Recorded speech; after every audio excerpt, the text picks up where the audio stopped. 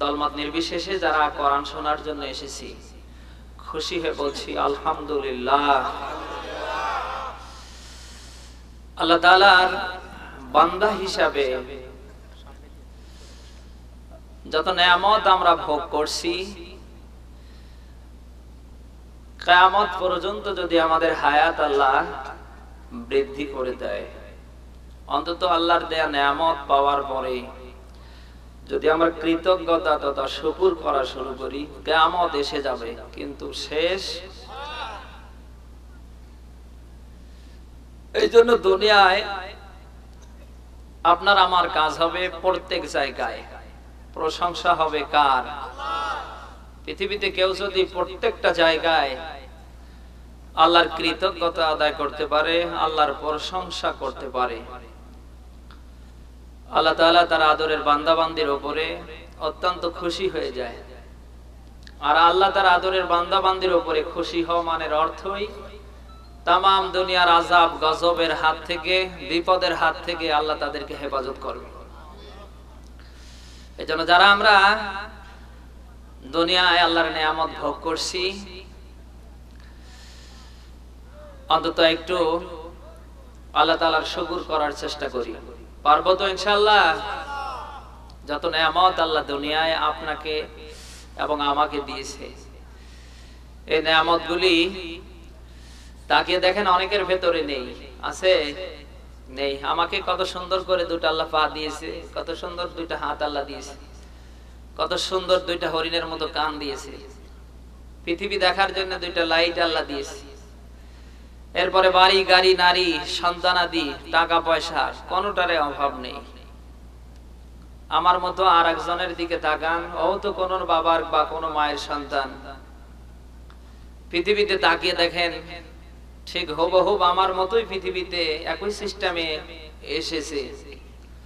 আমি পা দিয়ে হাঁটতে পারি, সে হাঁটতে, আমি চক্ষু দিয়ে দেখে গোটা দুনিয়া সফর করছি, বা সফর করার যোগ্যতা আল্লাহ আমাকে দিয়েছে, কিন্তু ওর চোখের দৃষ্টি।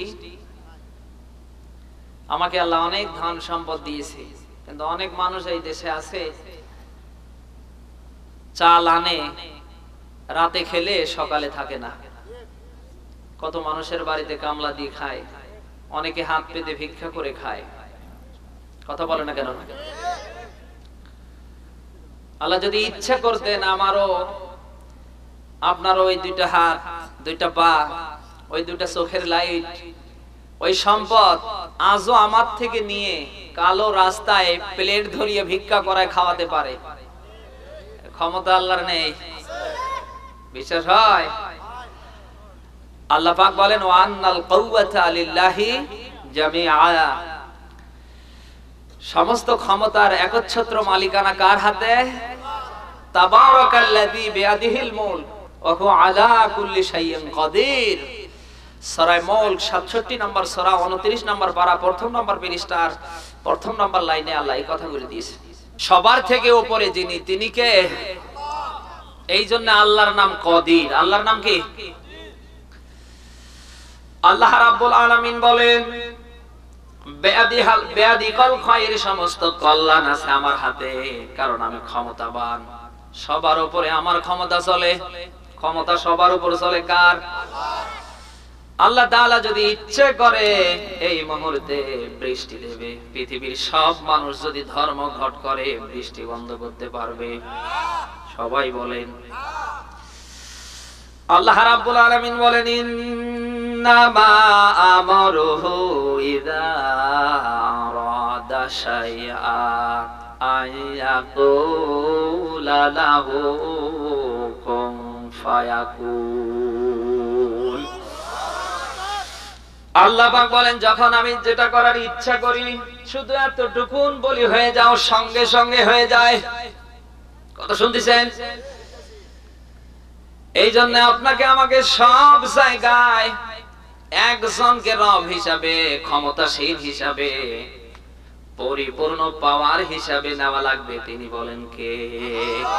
ওই আল্লাহ ইচ্ছা করলে দিনকে একাকার করে দিতে পারে, নতুন করে আর কোন রাত হবে না।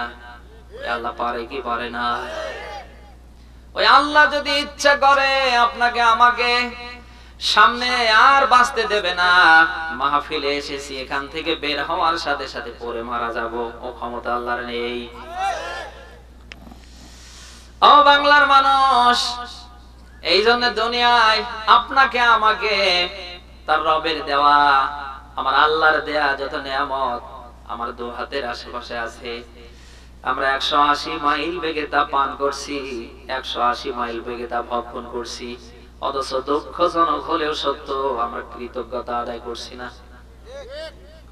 এখানে কত আল্লাহর ওলি বসে আছে, আমি যদি বলি কারা এশার নামাজ পড়ে এসেছেন, দুটো হাত তুলে দেখান। অনেকে গোল্ডেন আর প্লাস নিয়ে ফেল করবে, নেই শুধু কি এরাই? এদের বাসায় যে ম্যাডাম আছে, এমনও ম্যাডাম এই দেশে আছে এক ওয়াক্ত নামাজ পড়ে না।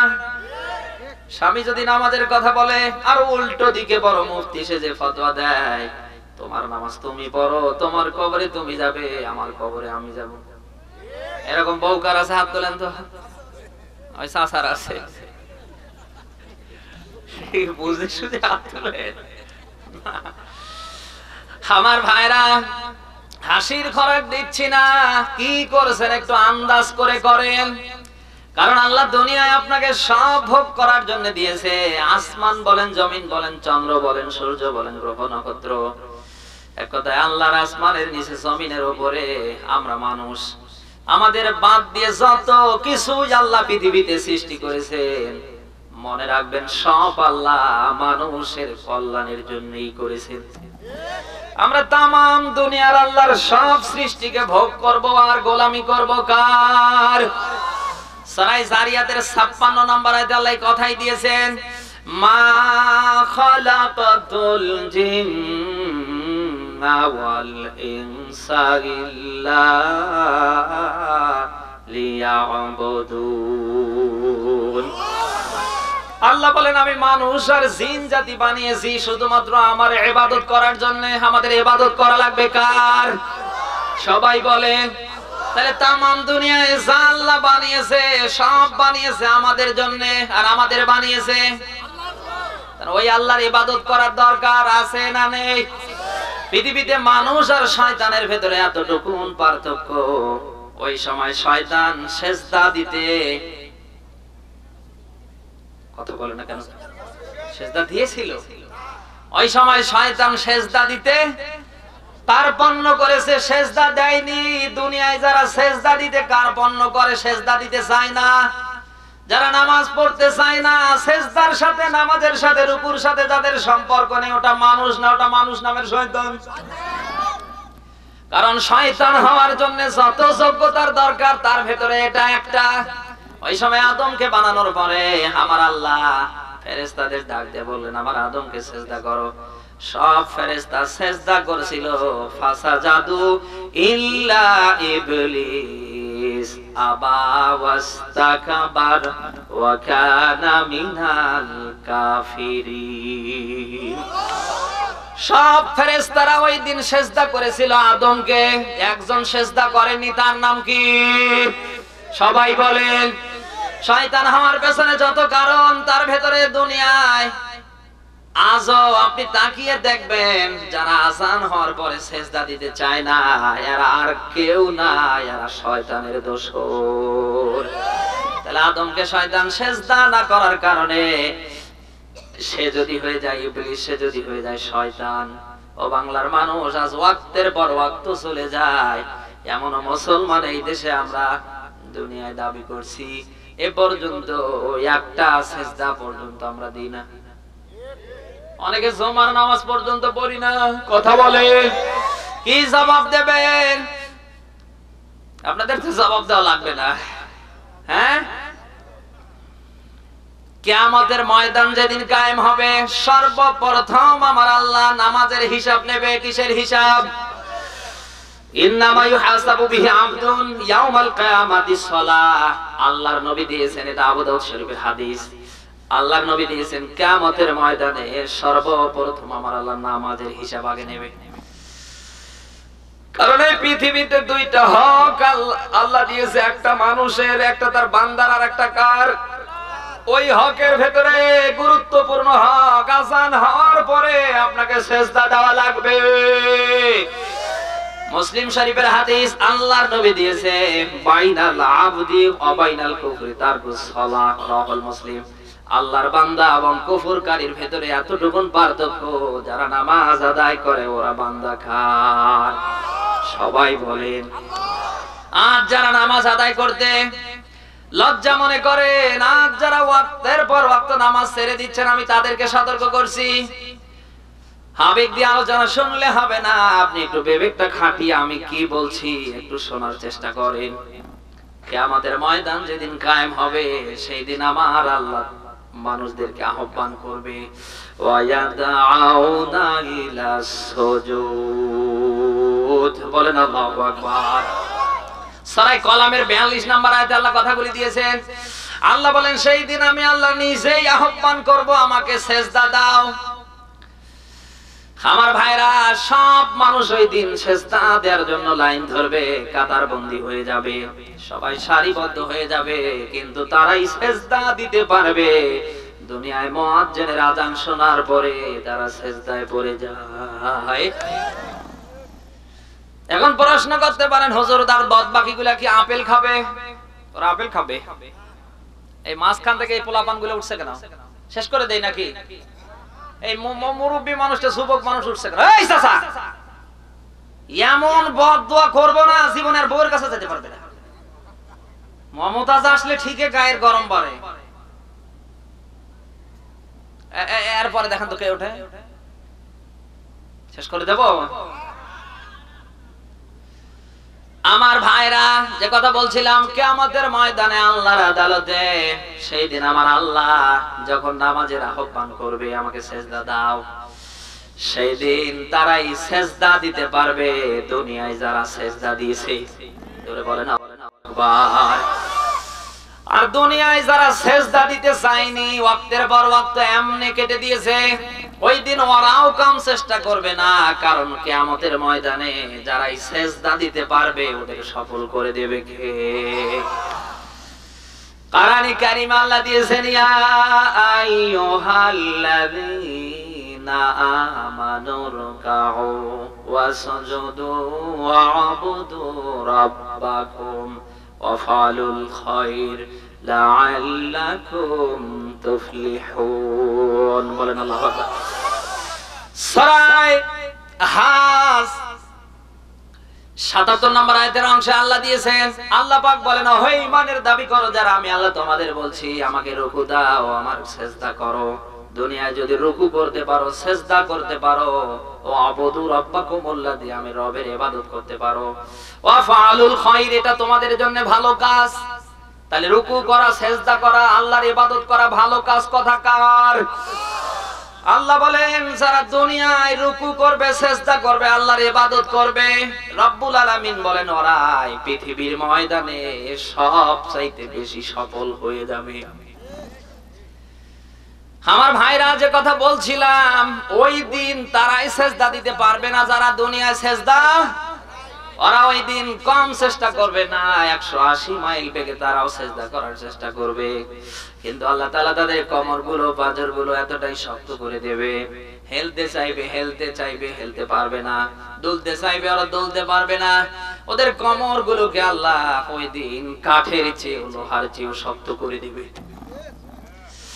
আমার আল্লাহর আহ্বান ওই দিন আসবে, ওয়াকিলাল ইয়াউমা নানসাকুম কামা নাসিতুম লিকা ইয়াউমিকুম হাযা ওয়া মাআওয়াকুমুন নার ওয়া মা লাকুম মিন নাসিরিন। আল্লাহর আহ্বান আসবে ওই দিন, আমার আল্লাহ বলবে, আমি আজ তোমাদের ভুলে গেলাম। দুনিয়ায় আযান হওয়ার পরে যারা নামাজকে ভুলে গিয়েছিলে, আজ হাসর হবে, মিজান হবে, ফুলসেরাত হবে, আজ হাসরের ময়দানে এত কিছু হবে। দুনিয়ায় যারা এর থেকে গাফিল ছিলে, আমি রব্বুল আলামিন আজ তোমাদেরকে হাসরের ময়দানে ভুলে গেলাম। ওয়া মাওয়াকুমুন নার, তোমাদের ঠিকানা হবে জাহান্নাম।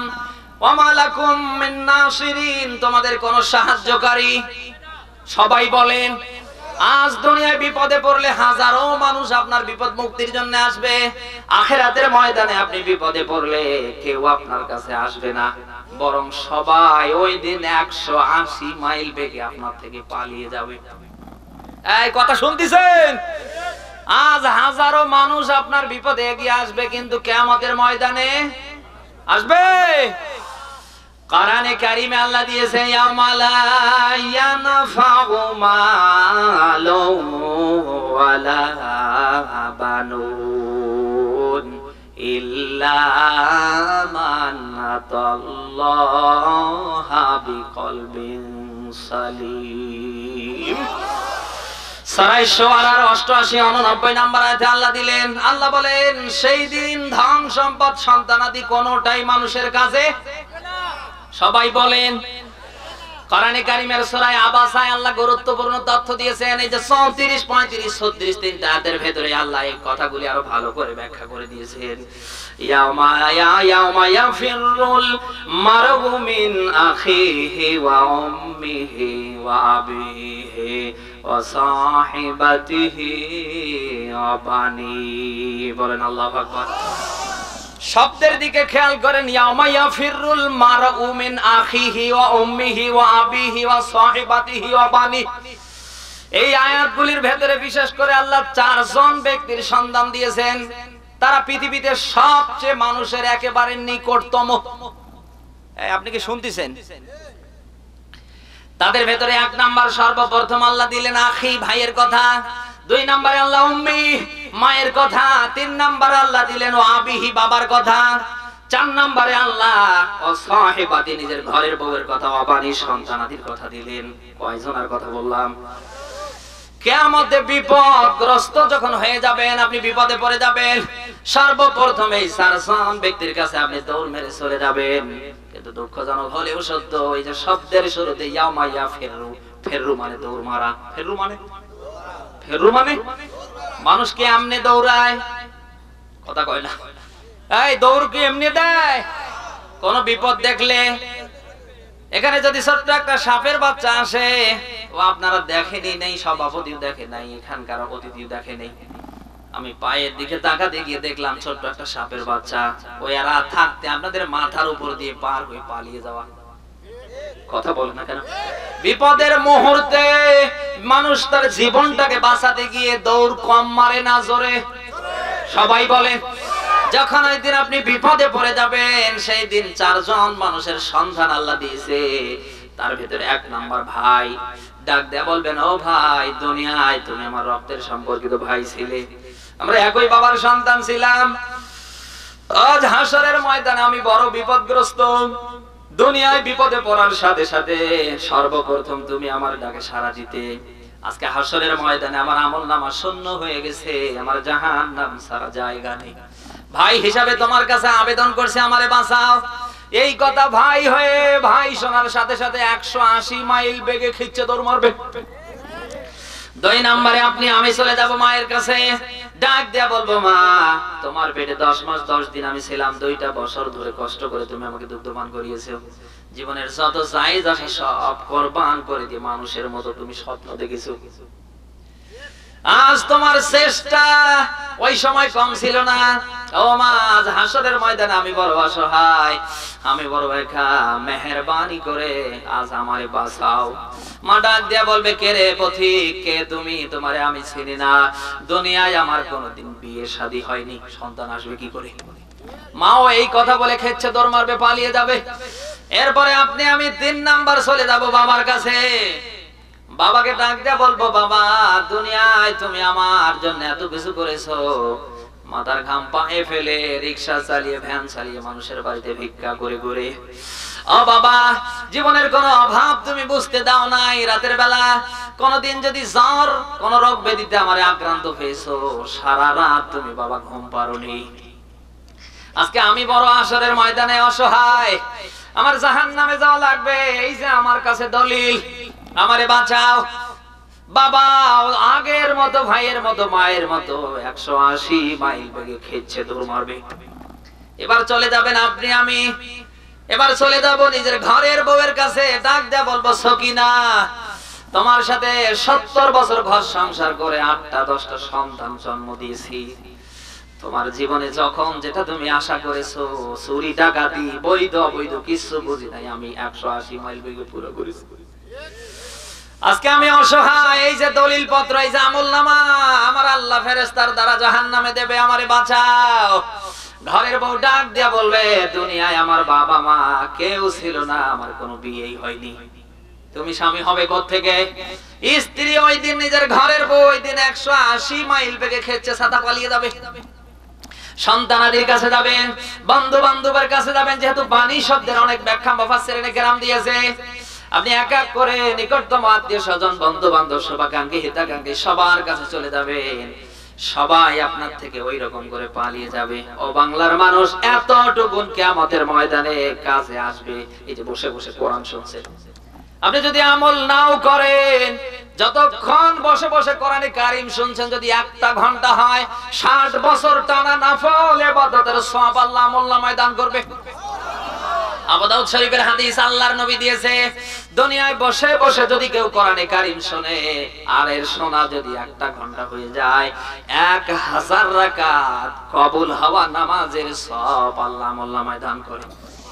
দুনিয়ায় আল্লাহ আপনাকে অনেক কিছু দিয়েছে, মসজিদে যাবার মতো, ভালো কাজ করবার মতো, ভালো কাজের সাথে সম্পর্ক করবার মতো যোগ্যতা দিয়েছে না নাই?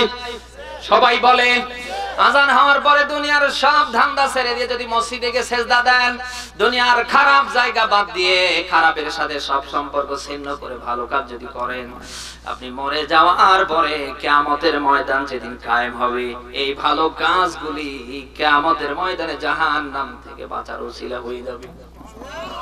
হাদিস শরীফে আল্লাহর নবী দিয়েছে, দুনিয়ায় কোন মানুষ যখন জমিনের উপরে হেঁটে হেঁটে ভালো ভালো কাজ করে, দুনিয়ায় যত ভালো কাজ আছে তার ভিতরে 1 নাম্বার আযান হওয়ার পরে মসজিদে যাওয়া।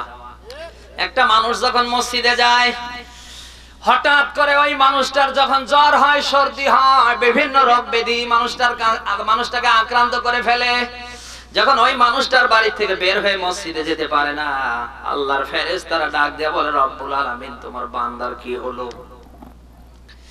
তোমার বান্দা কেন মসজিদে আসে না? জমিনের মাটিও ফরিয়াদ করে, মসজিদটাও ডাকে কাকে?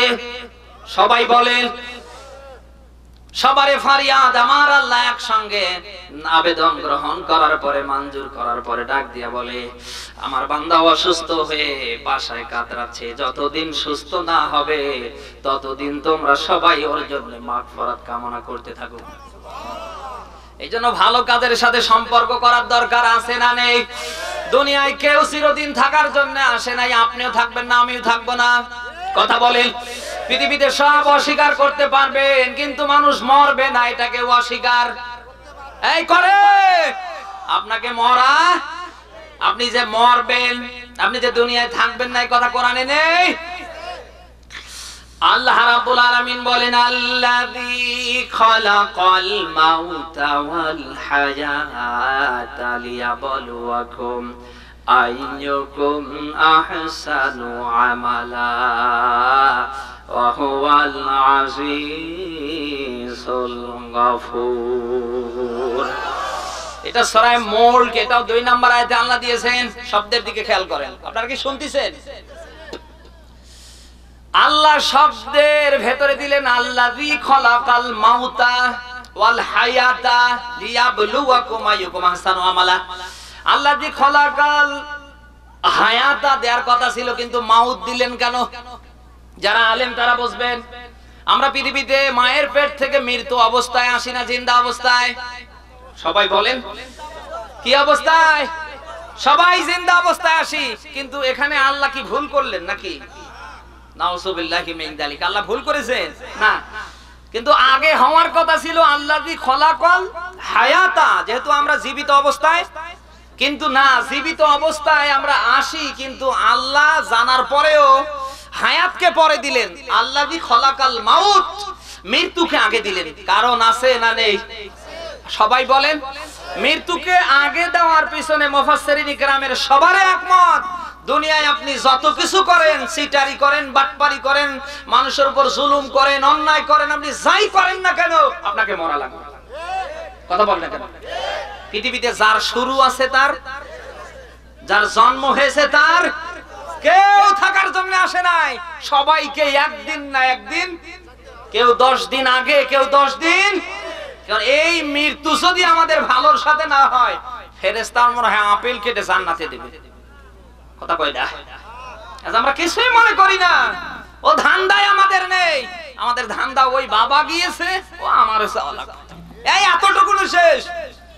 ও ধান্দা একবারের জন্যও আমরা উঠাচ্ছি না, আমি দুনিয়ায় কি করছি, আমার তো মরা লাগবে।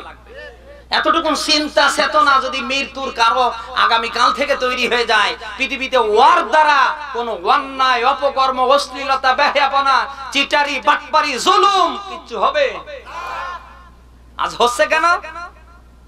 আমাদের মরার ভয় নেই। এমন এমন মানুষ আজ আমরা এই সমাজে আছি, শয়তান দেখে হাসে, ও মাঝে মাঝে ওখান থেকে চিন্তা করে, থিঙ্ক করে, তোমার মতো 2-4-5 জন এই বগুড়ার মাটিতে থাকলে ও ছাতা আমার এই জেলায় ঢোকার দরকার নেই। এরকম মানুষ নেই। দাড়ি নিয়ে, টুপি নিয়ে, জুব্বা আব্বা দেখলে মানে জান্নাত থেকে পালিয়ে এসেছে। নামাজের এক ওয়াক্ত নামাজ বাদ দেয় না, অথচ ব্যবসা করছে সুদের। এলাকায় তো সুদ নেই। কারা সুদ খান হাত তোলেন তো? সুবহানাল্লাহ। নেই, এইরকম মানুষ নেই। দাড়ি নিয়ে, টুপি নিয়ে, জুব্বা আব্বা মানে জান্নাত থেকে পালিয়ে এসেছে। বেটাক বিয়ে করার সময় যৌতুক ছাড়া কিছু বোঝে না। ওর কাছে মেয়ের বাবা লোকজন নিয়ে গেলে আর কিছু বলে না, বলে আমি এই ব্যাপারে কোনো কথা বলবো না, সব দায়িত্ব বড় জামাই কাঁধে দিয়েছি। ওটা টাটকা শয়তান। এই যৌতুক নেওয়া কি? যারা যৌতুক নিয়ে নিজের ছেলেকে বিয়ে করায়, ওটা বাবা নামের শয়তান। কথা বলেন না কেন? আর যৌতুক নিয়ে বেটাকে বিয়ে করার কারণে অনেক স্বামী তার স্ত্রীর 5-8টা গোলাম হয়ে বসে আছে, কিছু বলতেও পারে না। ওই মেয়ে লোকটা কলার ঝোকায়, কলার তো ঝোকায় না, ওর না ঝোকায়, এই তুই আমার চিনিস? আমার সাথে বেশি কিছু করলে যা আছে সব পুরে চুরি শেষ করে দেবো। তোর আব্বা আমারে কত টাকা নিয়েছে জানিস না? আরে বউয়ের কাছে ইয়াতিম তারা, বিয়ে করার সময় যৌতুক নিয়ে বিয়ে করে যারা। যৌতুক নেওয়া যে কয়টা, পায়খানা খাওয়া একই কথা। যৌতুক নেওয়া কি? যারা যৌতুক নিয়ে বিয়ে করবে, ওর পেট থেকে যত সন্তান দুনিয়া আসবে সব হবে কুলুঙ্গার, নাস্তিক, রাম আর বাম। মহারানা দিতে পারে না, মহারানা দিতে পারে না। শয়তান 6 লাখ 10 লাখ গাড়ি, টিভি, ফ্রিজ আছে, কত কিছুর আবদার করে। এইরকম লোক আমাদের দেশে আরো কিছু মানুষ আছে, যাদের দেখলে শয়তান হাসে। জমি জায়গা সব ছেলের নামে লিখে দেয়, আর মেয়ের মাথায় হাত বোলায়, দুধ ভাতে খাস। শয়তান আবার যায় হজ করতে, শয়তান আবার মসজিদের সামনের কাতারে, তারপর যায় নামাজ 3 ঘন্টা আগে বিছে। ওটা কাবা শরীফে মারা গেলেও জাহান্নামে যাবে। কারণ কেউ যদি শরীক ফাঁকি দেয়, কারো হক নষ্ট করে, ওকে জাহান্নামে দেবে কে? আরো জোরে বলেন। আপনার ছেলে মেয়ে এগুলো সব আপনার, জমি জায়গা, ঘর বাড়ি, টাকা পয়সা, যা ব্যাংক ব্যালেন্স আছে, আপনার ছেলেকেও দেওয়া লাগবে, মেয়েকেও দেওয়া লাগবে। এই কথা কোরআনে নেই? সবাই বলেন। আল্লাহ বলেন ইউসিকুমুল্লাহু ফি আওলাদিকুম লিযাকারি মিসলু হাজ্জিল উনসাইন। আল্লাহ বলেন 2 মেয়ে সমান সমান 1 ছেলে, 2 মেয়ে সমান সমান। আপনি জমি জায়গা সব ছেলের নামে দিলেন, মেয়েটাকে কিচ্ছু দিলেন না। মেয়েটা কি সুখে আছে? উঠতে বসতে সব সময় ওর স্বামী, ওর পরিবারের লোক খোটা দেয়, অপমান করে। কথা বলেন না কেন? আপনি এই যে সুন্দর একটা পরিবেশে আপনার মেয়ের জীবনে 180 মাইল বেগে অশান্তি জ্বালিয়ে দিয়ে গেলেন, আপনি মারা যাওয়ার পরে আপনি কি আশা করছেন আপনি জান্নাতে যাবেন? না।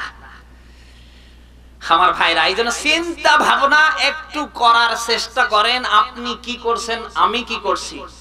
দুনিয়ার কেউ হিসাব নাও রাখলে, একজন রাখছে। পৃথিবীর কেউ বিচার না করলেও যিনি করবেন তিনি, ও আল্লাহর ক্ষমতা নেই। শুনলে আশ্চর্য হবেন, কিয়ামতের ময়দান যেদিন কায়েম হবে, সেদিন একজন মানুষের সাক্ষী হবে 4টা। কয়টা? সবাই বলেন। চারটা সাক্ষী হবে, তার ভেতরে জমিনের মাটি একটা, জমিনের মাটি কোরআনে কারিমে আল্লাহ দিয়েছে ইয়াউমাইদিন তুহাদ্দিসু আখবারাহা বিআন্না রাব্বাকা আওহালাহা। বলেন আল্লাহু আকবার। সূরা জিলজালের 4-5 নম্বর আয়াতে আল্লাহ দিয়েছেন, আল্লাহ রাব্বুল আলামিন বলেন ওই দিন আমার হুকুমে আমার আদেশে জমিন তার সব কর্মগুলি সব খবরগুলি একটার পর একটা বর্ণনা করবে। জমিনের উপরে আমি আপনি চলাফেরা করে যা করেছি সব জমিন প্রকাশ করে দিবে কার হুকুমে? সবাই বলেন, ডাক দিয়ে বলবে রব্বুল আলামিন তোমার এই বান্দা আমার উপরে ভর করে এতদিন চলাফেরা করেছে, এই লোকটা এই কাজ করেছে। জমিন যদি ওই দিন কারো বিপক্ষে অবস্থান নেয়, কারো বিপক্ষে চলে যায়, কারো বিপক্ষে যদি সাক্ষী দেয়, তার বাঁচার কোনো উপায় আছে? 2 নম্বরে কিয়ামতের ময়দানে মানুষের জন্য সাক্ষী হবে তার আমলনামা। একটা মানুষের জন্য আল্লাহ 2টা করে ফেরেশতা নিয়োগ দিয়েছে। এই ফেরেশতারা থাকবে কতদিন? মানুষ মরে নাই যতদিন। আজরাইল যেদিন আমার কাছে আসবে, আপনার কাছে আসবে, জান কবজ হওয়ার আগে ওই ফেরেশতা 2 জন চলে যাবে কার কাছে? আপনি দিনে দুনিয়ায় যা করেছেন, আমি দুনিয়ায় যা করছি, ঘরের দরজা বন্ধ করে হয়তো করছি, কেউ দেখে না।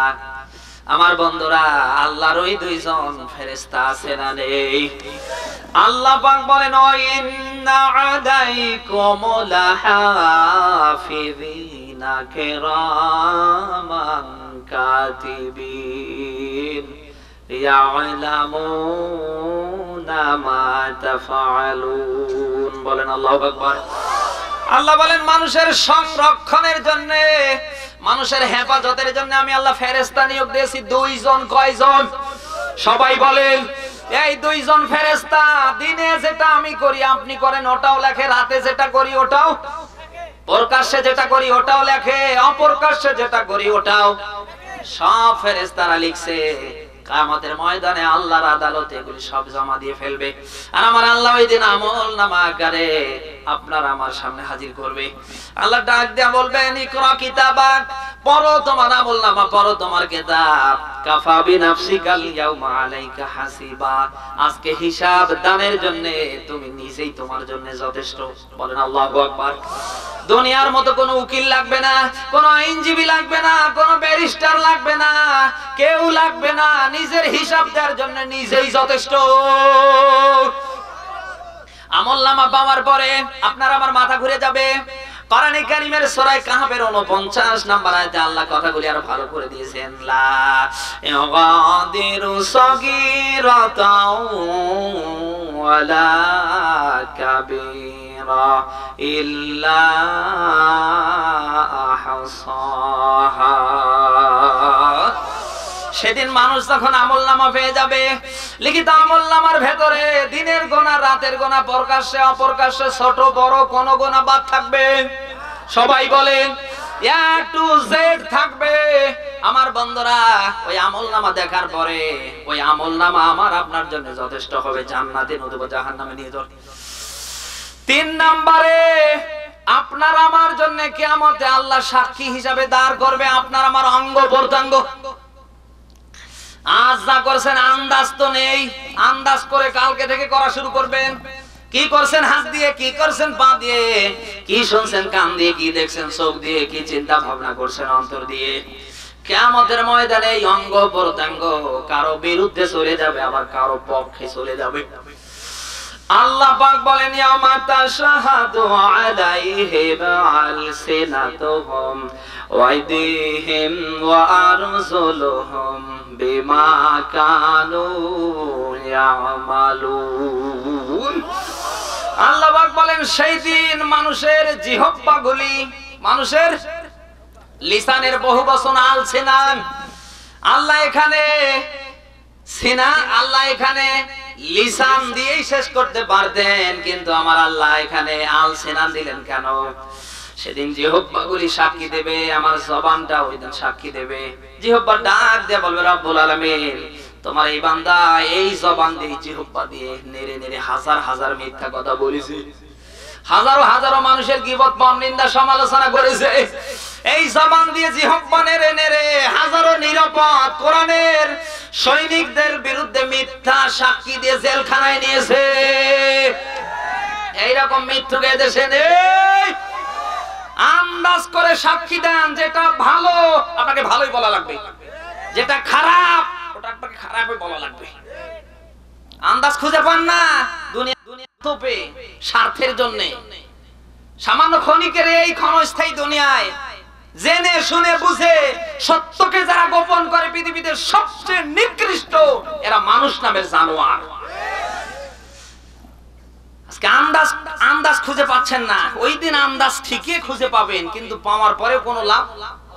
জিহ্বা জবান খুলে যাবে, জিহ্বা ডাক দিয়ে বলবে আল্লাহ এই লোকটা এই ছিল, আমারে দিয়ে এই করেছে।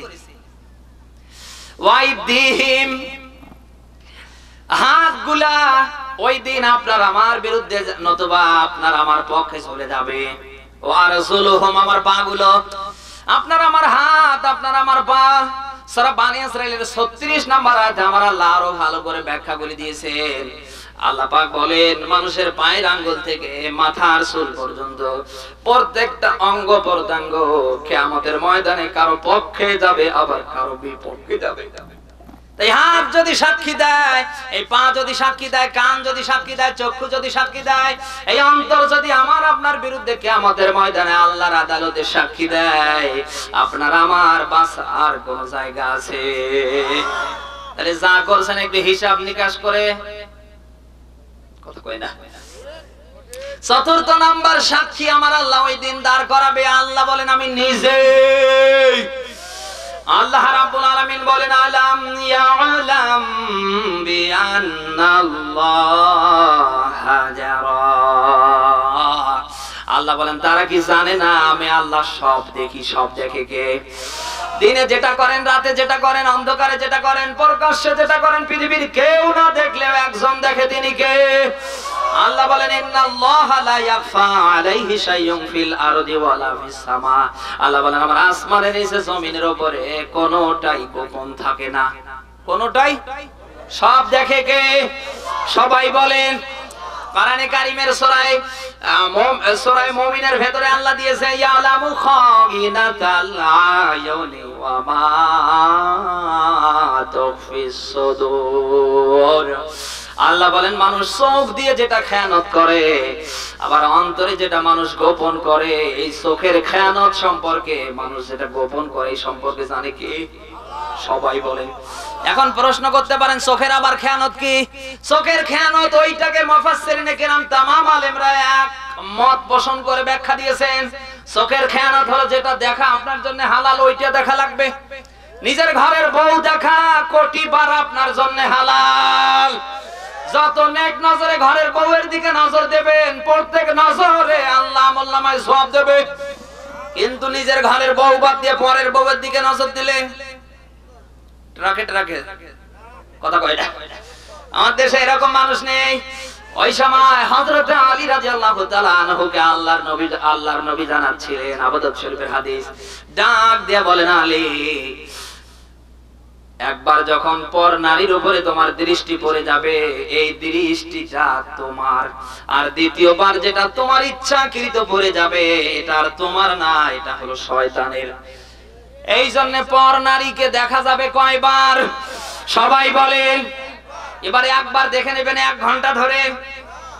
কথা কয় মাসলা আবার টান দিয়ে মারাই নিয়েন না যে হুজুর তো বলছে একবার দেখা যাবে, তা আমি দেখতেই আসি, দেখতেই থাকবো, নজর পাল্টাবো না।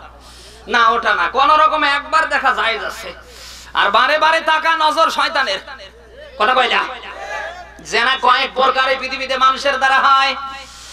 অঙ্গ প্রত্যঙ্গের দ্বারা তো জেনা হয়, এই অন্তরের ভেতরে কাম ভাব। একটা পর নারী হেঁটে যাচ্ছে, একটা মানুষের মেয়ে হেঁটে যাচ্ছে, আপনার খালাতো বোন হতে পারে, মামাতো বোন হতে পারে, এলাকার একজন মেয়ে হতে পারে। আপনি যদি অন্তর দিয়ে আজে বাজে চিন্তা ভাবনা করেন তাহলে কিন্তু অন্তরের জেনা হচ্ছে। কথা বলে না কেন? কেউ যদি হাত দিয়ে ধরে হাতের জেনা হবে, চোখ দিয়ে দেখলে চোখের জেনা হবে, অন্তর দিয়ে চিন্তা ভাবনা করলে অন্তরের জেনা হবে। আর জেনাকারীকে জাহান্নামে দেবে কে? সবাই বলেন।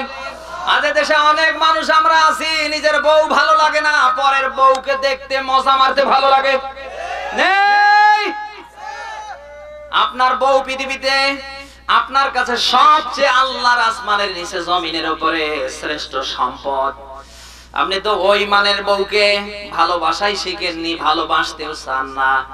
শুধু এতটুকু আপনার স্বার্থ সিদ্ধির জন্য, চাহিদা নিবারণের জন্য যতটুকু লাগে ব্যবহার করুন।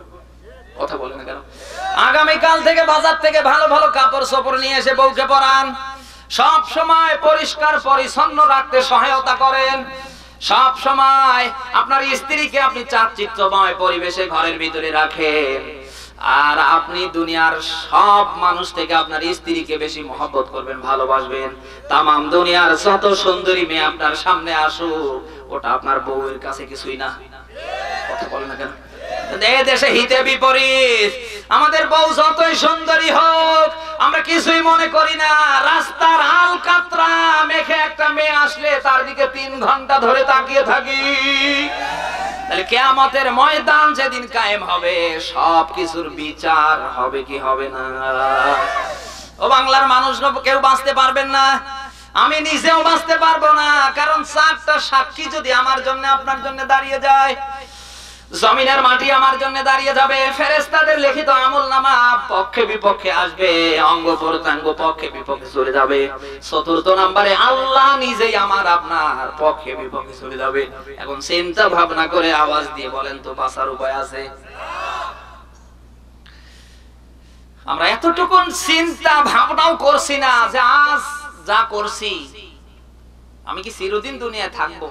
এতটুকু চিন্তা ভাবনা আজ যদি আমাদের জীবনে থাকতো, তাহলে দুনিয়ায় আমরা অন্যায় অপকর্ম সব হালাল বলে 180 মাইল বেগে কেউ করতে পারতাম। আজ যারা আমরা মানুষ হিসাবে মানুষের উপর জুলুম করি, এরকম জুলুমবাজ মানুষ এই দেশে নেই। আল্লাহ বলেন ইন্নাল্লাহা ইয়াজলিমুন নাসা শাইয়া ওয়ালাকিন্না আনফুসাহুম ইয়াজলিমুন।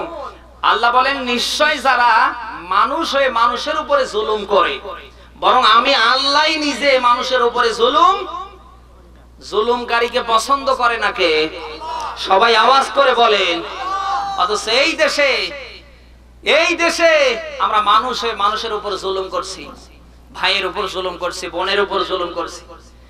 দেশের সেবক হিসাবে, রাষ্ট্রের প্রতিনিধি হিসাবে আমরা মানুষে মানুষের উপরে জুলুম করছি। এই জুলুম করা অবস্থায় আল্লাহ না করুক যদি আমাদের মৃত্যু হয়ে যায়, জাহান্নাম ছাড়া আমাদের বাঁচার কোনো, আরো জোরে বলেন, সুযোগ আছে? এই জন্য আপনার আমার দ্বারা যা হচ্ছে একটু চিন্তা ভাবনা করে কালকে থেকে করবেন। পিছনে ফেলে রাখা যত অপরাধের জন্য অনুশোচনা করবেন, আল্লাহর কাছে ক্ষমা চাবেন। আশা করা যায় আল্লাহ আপনাকে আমাকে ক্ষমা করতে পারে। কি এমন মন তৈরি করা যাবে না? কারা রাজি আছেন হাত তুলে দেখি। লিল্লাহে তাকবীর। আল কোরআনের আলো। লিল্লাহে তাকবীর।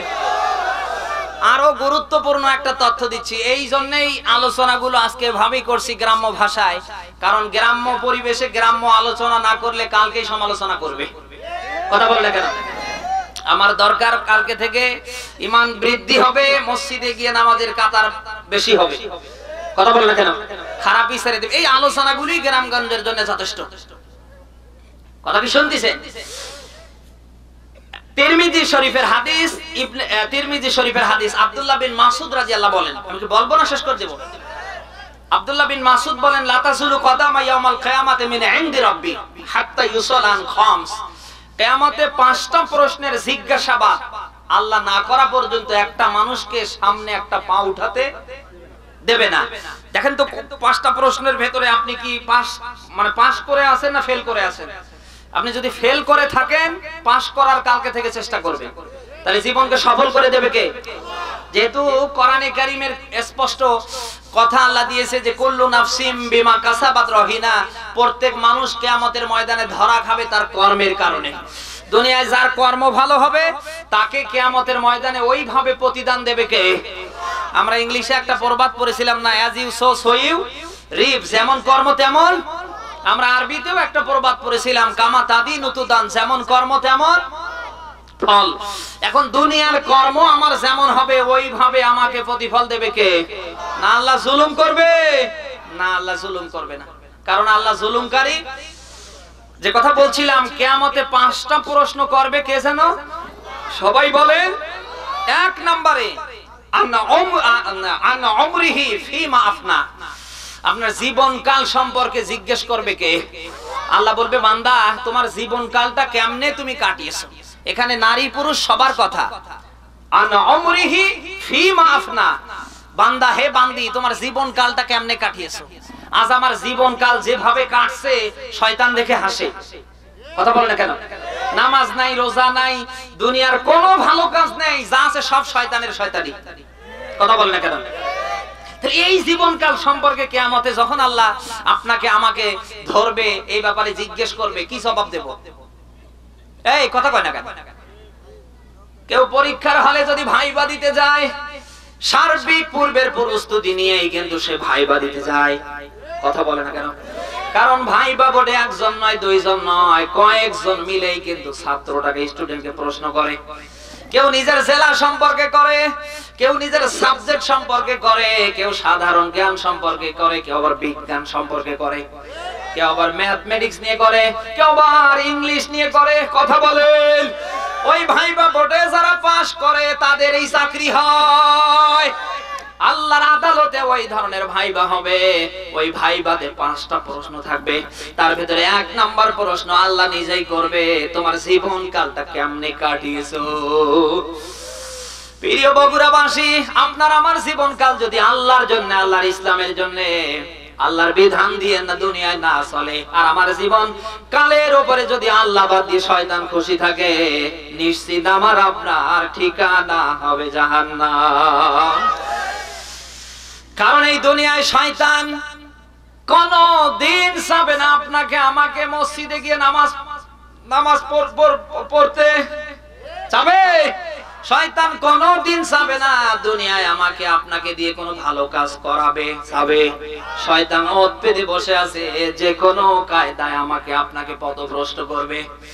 কোরআনে কারিমে আল্লাহ দিলেন, ক্বালা ফাবিমা আগওয়াইতানি লা আকউদান্না লাহুম সিরাতাকাল মুস্তাকিম। বলেন আল্লাহু আকবার।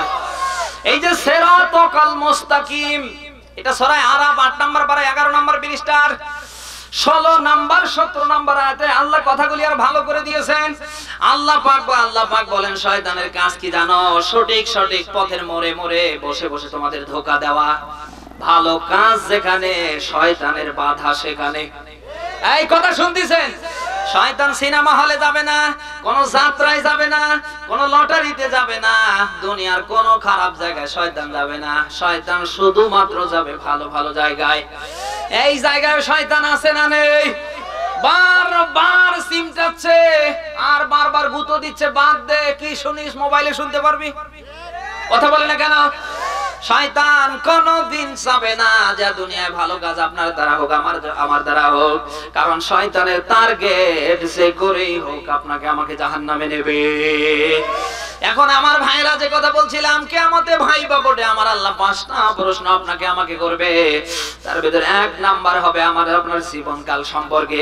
এখন আল্লাহর হুকুম মতো, আল্লাহর বিধান দিয়ে, তার আসমানি কিতাবের নিয়ম নীতি দিয়ে যদি আমার জীবন না চলে, শয়তানের নিয়ম নীতি পদ্ধতি দিয়ে জীবনটা চলে, তাহলে কিয়ামতের ময়দানে জাহান্নামে দেবে কে? সবাই বলেন।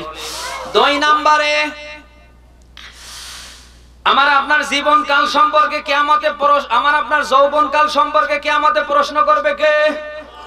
সবাই বলেন। ওয়াং শাবাবিহি ফিমা আবলা, আল্লাহ বলবে, বান্দা তোমার যৌবনকাল সম্পর্কে আমার কাছে হিসাব দাও। কারণ যৌবনকাল এমন একটা সময়, কেউ যদি কাউকে শালা বলে ও কিন্তু ওরে দুলা ভাই কয় না। এই বলে, কেউ কাউকে আঘাত করলে ও কিন্তু চুপ থাকে না, নতুন করে আঘাত করার চেষ্টা করে। কারণ যৌবন এমন একটা বয়স, যে বয়সে রক্ত খালি 180 মাইল বেগে টকবক করে। এই জন্য আমরা দেখেছি যৌবন বয়সে আমাদের একটু রাগ বেশি হয়। যৌবন বয়স যখন মানুষের পার হয়ে যায়, তখন কিন্তু এই রাগটা আর থাকে না, গরমটাও থাকে না, কারণ রক্তের গরম কিন্তু সব সময় সমান যায় না। কথা বলেন, সব সময় রক্তের গরম এক থাকে না। একটা সময় রক্তের গরম 180 মাইল বেগে উপরে থাকে, ওটার নাম যৌবনকালের সময়। এই জন্য যৌবনকালে কেউ যদি একটা সেজদা দেয়, বৃদ্ধা বয়সে এই বাবাজির মতো 100টা সেজদা দিয়ে যা হবে না, যৌবনকালে একটা সেজদা দিলে তার চেয়ে বেশি আল্লাহ খুশি হয়ে যাবে। কারণ জান্নাতে আল্লাহ যখন মানুষদের দেবে, কোন বুড়ো মানুষকে আল্লাহ জান্নাতে দেবে না, মেয়েদের ভেতরে কোন বুড়ি মেয়েকে আল্লাহ জান্নাতে দেবে না। আমার আল্লাহ যাদেরকে ওই দিন জান্নাতে দেবে, তাদের সবাইকে আল্লাহ যৌবন বয়স দান করবে। এই জন্য দুনিয়ায় যৌবন বয়সের হিসাব কিয়ামতে নেবে কে? মানুষের জীবনে 3টা কাল, প্রথম এবং শেষ কাল। এই যে আপনার প্রথম শৈশবকাল, কৈশোরকাল, ছোট্ট বাল্যকাল যেটাকে আমরা বলি, এরপরে যৌবনকাল, এরপরে আরেকটা হলো বৃদ্ধাকাল।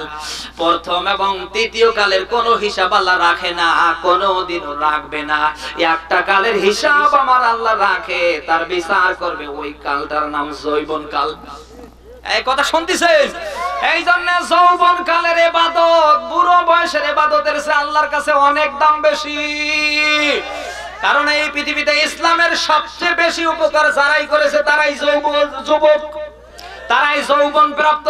কথা বলেন, আজকের এই মাহফিলের আয়োজন যারা করেছে তারাও কিন্তু সবাই যৌবন বয়সের। কথা বলেন, ইচ্ছা করলে তারা গতকালকের সারা বাংলাদেশে আমরা মিডিয়ায় দেখেছি, অনলাইনে দেখেছি, ফেসবুকে দেখেছি, ইউটিউব টিউবে দেখেছি, আজ বিভিন্ন অনলাইন পত্রিকা, পেপার পত্রিকা এসেছে, গতকাল রাতে 31st নাইট পালন করা হয়েছে। অনেকে অনেক মেয়ের সাথে রাত কাটিয়ে করেছে, অনেকে পিকনিকের মধ্য দিয়ে করেছে, অনেকে সারা রাত গান বাজনার মধ্য দিয়ে করেছে। এই যুবকগুলো যদি ইচ্ছা করলো আজকেও কিন্তু ওই রাত পালন করতে পারতো। কথা বলে, কাল রাত যারা 31st নাইট হিসাবে উদযাপন করেছে, মেয়ে নিয়ে, গাঁজা নিয়ে, বাবা নিয়ে, লাল পানি নিয়ে, বিভিন্ন গান বাজনা নিয়ে, যারা শয়তানকে হাইলাইট করে সারা রাত যারা কাটিয়েছে, ওই যুবক আর আজকের যে যুবকেরা কোরআনের মাহফিল দিয়েছে, ওই যুবক আর এই যুবক কি এক? সবাই বলেন, ওই যুবকদের দ্বারাই ভালো কাজ হবে যে যুবকের মা বাবা ভালো, আর ওই যুবকেরা খারাপ কাজ করবে যাদের মা বাবা একেবারেই খারাপ। সন্তান জন্ম দিলেই হবে না, সন্তান জন্ম দেওয়ারও কিছু কায়দা আছে। আপনি যেমন কায়দায় সন্তান জন্ম দেবেন, আপনার সন্তান ওই কায়দারে হবে। আর দুঃখ লাগে, এদেশে মুসলমানের সন্তান 31st নাইট পালন করে, এটা মুসলমানের জন্য দুঃখজনক। আর ইসলামে এটা সম্পূর্ণ নাজায়েজ, এটা হারাম হারাম। ওই সময় আল্লাহর নবী সহকারে সাহাবায়ে কেরাম 31st নাইট পালন করতেন। আল্লাহর নবী মুহাম্মদ রাসূলুল্লাহ নতুন বছর শুরু করতেন ফজরের নামাজ দিয়ে, আর ওই বছর শেষ করতেন আল্লাহর নবী এশারের নামাজ দিয়ে।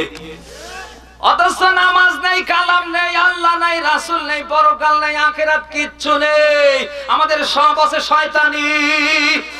আজ সন্তানদের আকাম কুকাম, মদের সাথে, বাবার সাথে, গাঁজার সাথে, বিভিন্ন মায়ের সন্তান নষ্ট হওয়ার পেছনে দায়ী একমাত্র মা বাবা। এইরকম মা বাবা নেই। আপনি কি রাগ করলেন? শেষ করে দেব। 5টা প্রশ্ন কিয়ামতে আল্লাহর আদালতে ভাইবা বোর্ডে নেবে কে? 2 নাম্বার কথা বলছিলাম, ওয়াং শাবাবিহি ফিমা আবলা, আপনার আমার যৌবনকালের হিসাব আমার আল্লাহ নেবে। 3 নাম্বারে ওই দিন আমার আল্লাহ অফিমা আনফাকাহু, আমার সম্পদ অর্জন এবং ব্যয়ের ব্যাপারে হিসাব নেবে কে? আজ শুধু সম্পদ বাড়ালে হবে না, সম্পদ একাকার করলে হবে না, কোটি কোটি টাকার ব্যাংক ব্যালেন্স বাড়ালে হবে না, জমি একটার পর একটা বাড়ালে হবে না। এই সম্পদ অর্জনে এবং সম্পদ ব্যয়ে জবাব দেওয়া লাগবে কার কাছে? অনেক মানুষ এই দেশে আছে, অনেক মানুষ এই দেশে আছে, আমরা তাকালেই দেখতে পাই তার যে সম্পদ, জমি জায়গা, ব্যাংকের টাকা, এমনকি বাড়ির ইট বালি রড সিমেন্ট পর্যন্ত সব অবৈধ। বগুড়ায় বাড়ি করতে করতে ঢাকায় করে, তাও হয় না বিদেশে করে, ও তো সব ফেরেশতা জিবরাইল দিয়ে যায়। আপনি যে আন্দাজ খুঁজে পাচ্ছেন না, 180 মাইল বেগে অবৈধভাবে এই যে জমি জায়গা ঘর বাড়ি দালান কোঠা ব্যাংকে কোটি কোটি টাকা জমা করছেন, জবাব দেওয়া লাগবে কার কাছে? সবাই বলেন। 4 নম্বরে আল্লাহর নবী দিয়েছেন অফিমা আনফাকাহু ওয়া মারদা, ব্যয়ের ব্যাপারেও জিজ্ঞেস করবে কে? সম্পদ আছে জন্য যেখানে সেখানে ব্যয় করা যাবে না।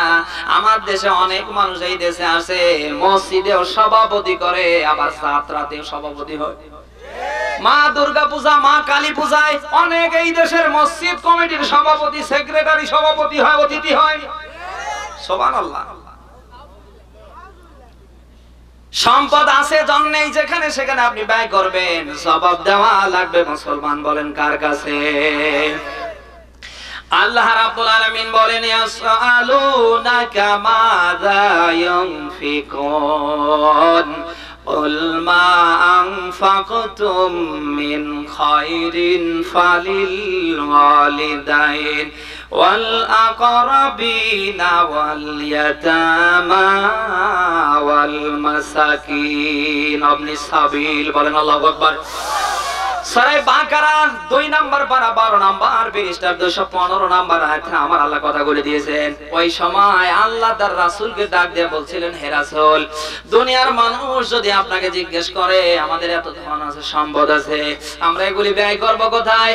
হে রাসূল, হে নবী, আপনি ব্যয়ের ব্যাপারে বলে দেন। সর্বপ্রথম দুনিয়ায় যেখানে ব্যয় করা লাগবে, সব ভালো জায়গার চেয়ে শ্রেষ্ঠ ভালো জায়গা হলো মা বাবার পেছনে।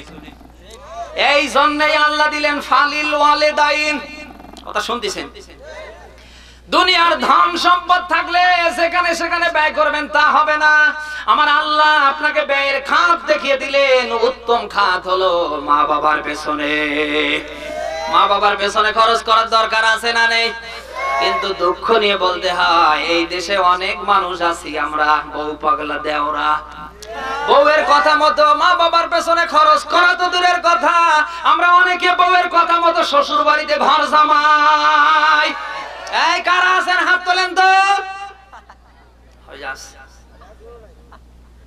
আপনি রাগ করলে এই রকম বউ নাই আমার ভাইরা।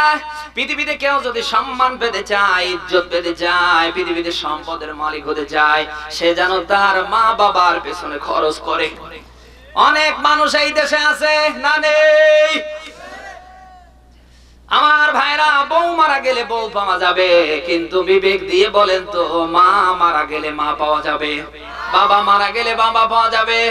মার বাবা মক্কা মদিনা, মা বাবা জান্নাত আর জাহান্নাম।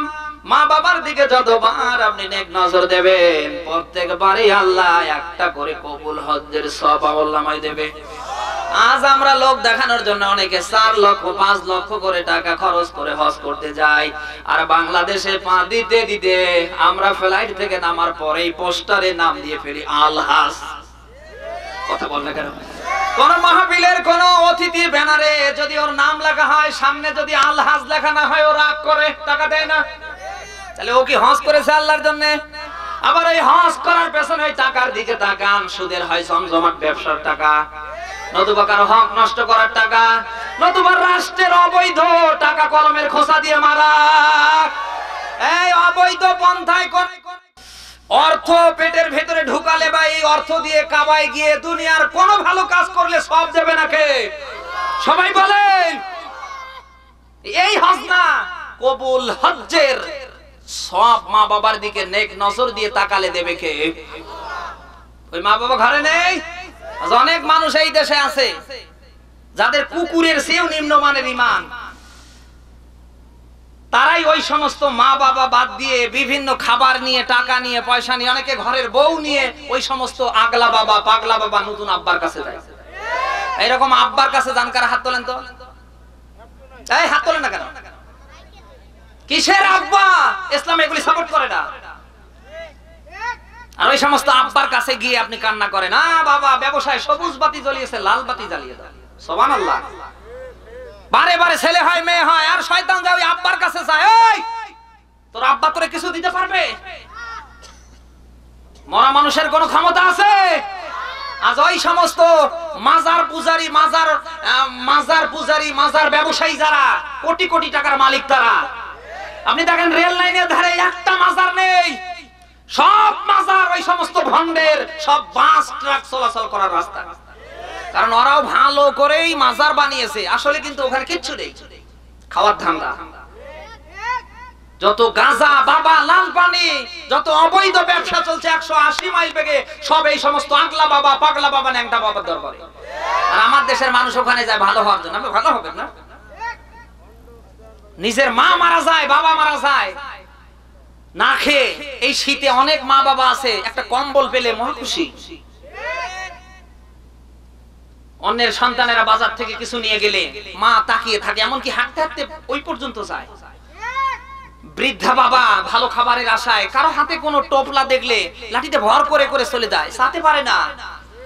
শয়তান সেই মা বাবাকে বাদ দিয়ে বউয়ের কথা মতো আর যারা ঘর জামাই সেজেছে এরা নিশ্চিন্ত জাহান্নামে যাবে। নবীজি বলেন, হুমান জান্নাতুকা হুমান নারুকা। তোমার মা বাবা তোমার জন্য জান্নাত, তোমার মা বাবা তোমার জন্য জাহান্নাম। মা বাবা যদি খুশি থাকে তাহলে নিশ্চিত আল্লাহ তোমাকে জান্নাত দেবে। এরকম মা বাবার সেবা করেন? নেই। আলকামা নামক একজন সাহাবী মৃত্যু শয্যায় শায়িত, মা জীবিত ছিলেন। আপনাদের কষ্ট হচ্ছে না তো? কিন্তু সাহাবাই কেরাম যখন তাকে কালমার তালকিন দিচ্ছিলেন, কিন্তু আলকামার জবান থেকে কালমা বের হচ্ছিল না। সাহাবারা আল্লাহ রাসূলের দরবারে নিউজটা পৌঁছায় দিলেন। ডাক দিয়ে বলেন, হে রাসূল, আপনার এই সাহাবী যে সব সময় আপনার সাথে থাকতেন, কিন্তু মৃত্যুর সময় মনে হচ্ছে যে সে ঈমান হারা হয়ে মারা যাবে। নবী চমকে গেলেন।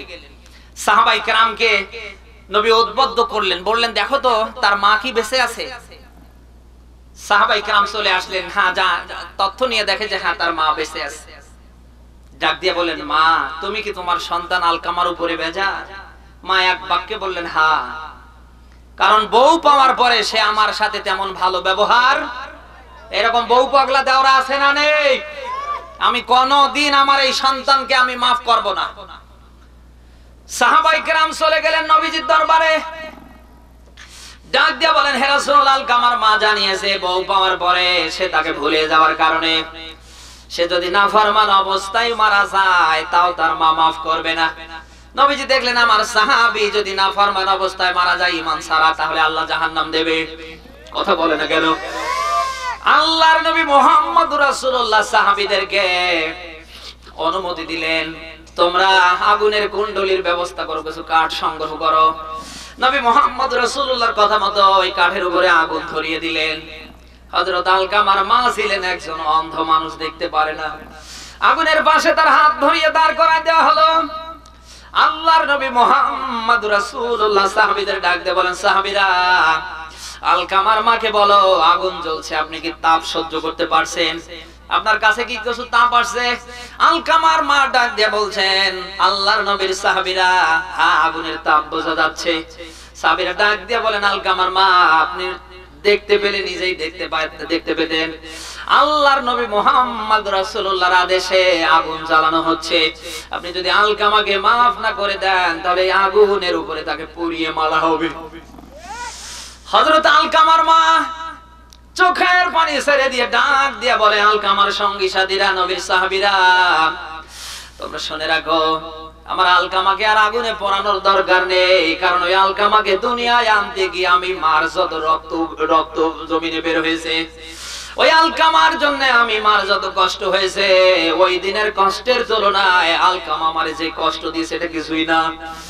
ও সাহাবীরা, ও নবীর সঙ্গী সাথীরা, তোমরা সাক্ষী থাকো, আমার সন্তান আলকামাকে আমি মাফ করে দিলাম। যাহা এই কথা মার জবান থেকে বের হয়েছে, সঙ্গে সঙ্গে আলকামা বলছেন, লা ইলাহা ইল্লাল্লাহু মুহাম্মাদুর রাসূলুল্লাহ। আমার ভাইরা, এই জন্য মা যদি আপনার উপরে খুশি থাকে, বাবা যদি আপনার উপরে খুশি থাকে, তামাম দুনিয়ার মালিক খুশি থাকবে। কথা বলেন, ওই আল্লাহ অবশ্যই কিয়ামতের ময়দানে আপনাকে আমাকে জান্নাত দেবে। আপনার আমার পায়ের নিচে মাটি, মায়ের পায়ের নিচে মাটি না। নবীজি জানিয়েছেন মায়ের পায়ের নিচে সন্তানের জন্য জান্নাত। এই জন্য ধন সম্পদ থাকলে যেখানে সেখানে ব্যয় করা যাবে না। আল্লাহ ব্যয়ের সব খাতগুলি একটার পর একটা দিয়েছেন। আমার ভাইরা সবচেয়ে উত্তম খাত হলো মা বাবা। তাহলে সম্পদ থাকলে মা বাবার পেছনে খরচ করবেন তো। 2 নম্বরে বলবো না, শেষ করে দেব। 2 নম্বরে আল্লাহ খাত দিলেন ওয়াল আকরাবি, নিকটতম আত্মীয় স্বজন। নিকটতম আত্মীয় স্বজনের ভেতরে যারা অভাবী, যারা নিঃস্ব, তাদেরকে আপনার সম্পদ থেকে, আপনার অর্থ থেকে দেয়া লাগবে, ব্যয় করা লাগবে ওদের পেছনে। আজ এই দেশে অনেক মানুষ লজ্জা পায়, নিজের পরিবারে নিজের আত্মীয় স্বজনের ভেতরে কত মানুষ অভাবী, রিক্সা চালায়, ভ্যান চালায়, অটো চালায়, ছেলে মেয়েকে পড়াশোনা করার জন্য রাতের বেলা বিভিন্ন স্টেশনে, বিভিন্ন বাস স্ট্যান্ড, বিভিন্ন বাস টার্মিনালে তারা ভিক্ষা করে। কথা বলে না কেন?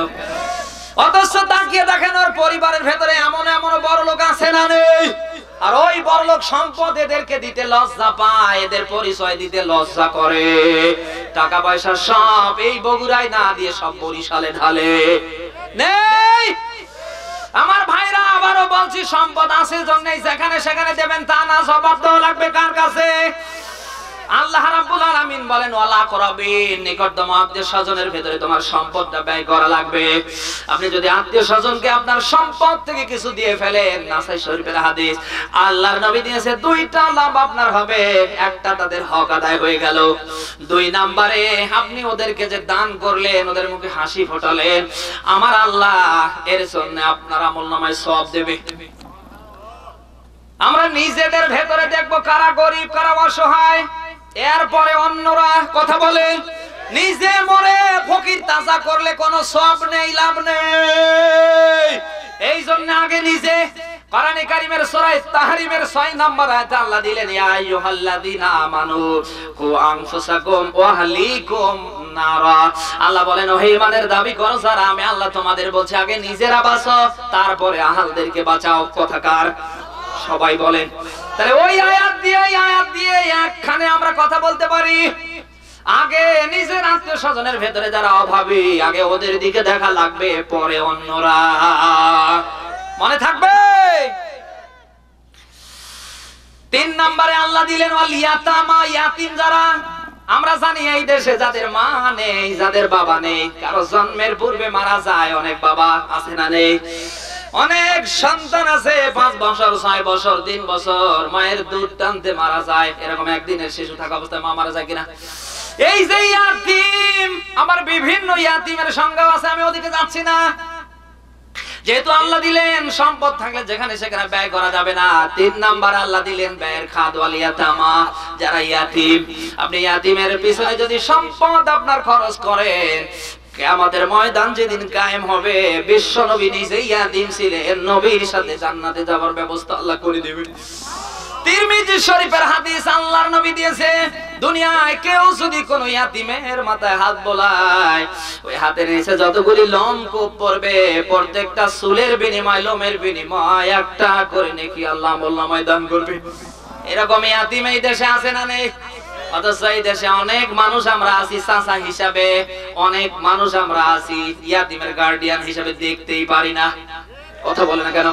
ভাই মরে যাওয়ার পরে ভাবির নামে অপবাদ দিয়ে জায়গা জমি সব জাল দলিল করে নিয়ে ওই ভাতিজাকে আমরা স্টেশনে পাঠাই। নেই সম্পদ থাকলে যেখানে সেখানে ব্যয় করা যাবে না, যারা ইয়াতিম। 4 নম্বরে আল্লাহ দিলেন ওয়াল মাসাকিন, সাকানা ইয়াসকুনু থেকে শব্দটা এসেছে, যাদের বসত বাড়ির মাটি ভিটা নেই। অনেক মানুষ এই দেশে আছে মানুষের বাড়িতে ভাড়া করে থাকে, 1 শতক জায়গাও, হাফ শতক জায়গাও নেই। কথা বলেন, আল্লাহ পাক বলেন যত জায়গায় ব্যয় তোমরা করবা তার ভেতরে শ্রেষ্ঠ ব্যয়ের খাত 4 নম্বরে যাদের জমি জায়গা নেই, 1 শতক, 1.5 শতক, হাফ শতক জায়গাও যাদের নেই, যারা একেবারে নিঃস্ব অসহায়। এরা দুনিয়ার যে প্রান্তেই থাক না কেন, এদেরকে আমাদের নেক দৃষ্টি দেওয়া লাগবে। মনে থাকবে? এরপরে আল্লাহ দিলেন আপনি সাবিল, পথচারী মুসাফির যারা, এদের পেছনে খরচ করা লাগবে। যদি আপনি বলেন যে না ও আমার দরকার নেই, জবাব দেওয়া লাগবে কার কাছে? তাহলে ব্যয় কি যেখানে সেখানে করা যাবে? নিজের স্ত্রীর পেছনে খরচ করেন, ছেলের পেছনে খরচ করেন, মায়ের পেছনে, পরিবারের জন্য যেটা খরচ করবেন ওটা খরচ না, ওটা আল্লাহর রাস্তায় সাদকা। আজ আমরা খরচ করা বোঝা মনে করি, না এরকম করবেন না। স্ত্রীর পিছনে, ছেলের পিছনে, মেয়ের পিছনে মন উদারতার মতো মন তৈরি করে আপনি খরচ করবেন। যত খরচ করবেন আপনার হাতে তত অর্থ ধরিয়ে দেবে কে? এই জন্য কোরআনে আল্লাহ এই কথাগুলি দিয়েছে, আগে ব্যয় করো, ব্যয় করা শেখো, টাকা ভরিয়ে দেবে কে? আজ এই দেশে আমরা মানুষ আছি ব্যয় করতে চাই না। কোরআনের মাহফিল হবে, ছেলেরা যায়, কিসের 10 টাকা দেবে? উল্টা পাল্টা, কাজ নাই তোদের। শয়তান দেবে না আরো উল্টো দিকে ধমক দেয়। এই কে বলবো? কারুনের ছোট ভাই। কারুন তো মনে হয় জান্নাতে যাচ্ছে না?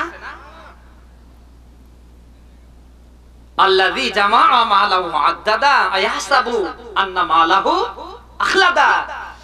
দুনিয়ায় যারা সম্পদ জমা করে আর বারবার গণনা করে, আমারে কি ফকির বানিয়ে ফেলবে নাকি, আমি কি ফকির হব নাকি, এই ধান্দায় যারা আল্লাহর পথে ব্যয় করতে চায় না, নিঃস্ব অসহায় মানবতার জন্য কল্যাণে যারা তার অর্থ ব্যয় করতে চায় না, ওটা কারুনের ছোট ভাই ছাড়া আর কিছু না। ওই কারুনের ছোট ভাই তো এদেশে নেই। শয়তান মরবা না, চোখ বন্ধ হয়ে গেলে সব পড়ে থাকবে। এলাকায় কত নিঃস্ব অসহায় মানুষ পড়ে আছে, 10,000 টাকা হলে তারা ভালো ডাক্তার দেখাতে পারে, এরকম রোগী নেই? এলাকার অনেক সন্তানের পড়াশোনা নষ্ট হয়ে যাচ্ছে, বাবা মা খরচ চালাতে পারে না। অনেক পরিবার আছে যে পরিবারে কেউ যদি একটু সহযোগিতা করে পরিবারটা ভালো চলে। যারা বিশেষ করে রিক্সা চালায়, ভ্যান চালায়, অটো চালায়, এক সেট ব্যাটারির দাম 24, 25, 30,000 টাকা। এমনও আছে লোক ব্যাটারিও তুলতে পারে না, রিক্সাও বের করতে পারে না, অবশেষে ভাড়া রিক্সা, ভাড়া অটো চালাচ্ছে, 200-250 করে টাকা ভাড়া দেয়া লাগে। এই শয়তান, তোর এত সম্পদ কই নিয়ে যাবি? চোখ বন্ধ হয়ে গেলে সব করে থাকবে, তোর ছেলে মেয়ে বউ সব সম্পদের জন্য মারামারি করবে। কথা বলে কেন? চিন্তা ভাবনা করেন, কি করছেন আপনি, জবাব দেওয়া লাগবে। তাহলে ব্যয়ের ব্যাপারে জবাব নেবে কে জানো? 5 নম্বরে আল্লাহর নবী দিয়েছে আমেলা ফিমা আলেম, আপনার জ্ঞানের উপরে, আপনার বিবেকের উপরে কোশ্চেন করবে কে? আমাদের বিবেক আছে তো? পৃথিবীতে একটা মাত্র প্রাণী, তার নাম মানুষ। তার নাম কি? পৃথিবীতে সবচেয়ে আল্লাহর যত সৃষ্টি আছে, আল্লাহর কাছে সবচেয়ে প্রিয় কারা? আমরা মানুষ। আমরা কি? সবাই আওয়াজ দিয়ে বলেন। কোরআনে কারীমের সূরা বানী ইসরাঈলের 70 নম্বর আয়াতে আল্লাহ কথা বলে দিয়েছেন, ওয়ালাকাদ কাররামনা বানি আদম। तमाम সৃষ্টিকুলের উপরে বানি আদমকে শ্রেষ্ঠত্ব দিয়েছে কে? আর এই বানি আদম তথা মানুষকেই আল্লাহ তাআলা মাখলুকাতের ভিতরে শ্রেষ্ঠত্ব দিয়েছে। तमाम পৃথিবীর কোন মাখলুককে আল্লাহ ভালো মন্দের জ্ঞান দেয়নি, শুধু আল্লাহ দিয়েছে মানুষদেরকে। ফাআলহামাহা ফুজুরহা ওয়া তাকওয়াহা।